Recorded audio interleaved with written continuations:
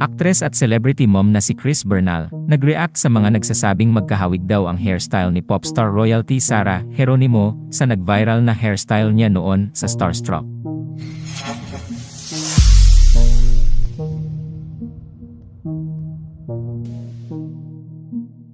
Si Chris Bernal ay nanalo bilang grand winner sa ika-4 na season ng Starstruck at nakilala siya bilang katambal ng aktor na si Aljur Abrenica.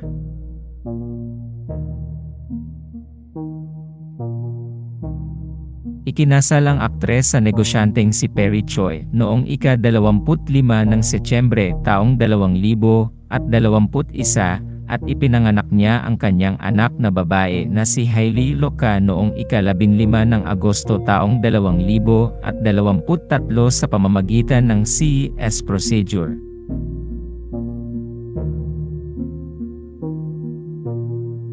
Kamakailan ay nag-react si Chris Bernal sa mga nagsasabing parang magkahawig umano ang hairstyle ni Sarah Geronimo sa nag-viral na hairstyle niya noon sa kapuso reality show na Starstruck.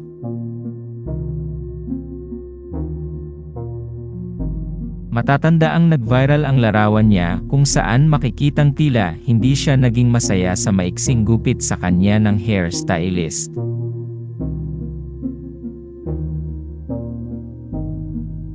Nag-viral ulit ang nasabing larawan dahil inihambing naman ito ng netizens sa hairstyle ni Sarah sa naganap na Billboard Women in Music Awards 2024 kung saan siya ang kauna-unahang Filipina artist na nakatanggap nito.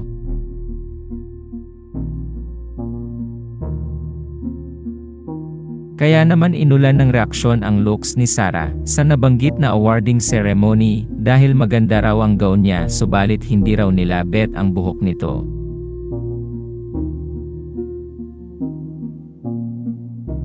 Sa Instagram stories, ibinahagi ni Chris Bernal ang isang meme patungkol dito sa ex-post ng isang ex-user na may caption na "She walked so she could run". Ang nakalagay na text sa post niya ay nauso na po ulit.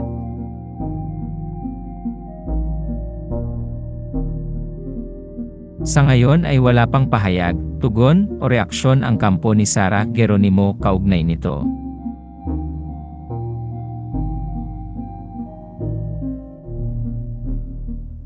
Salamat sa panonood.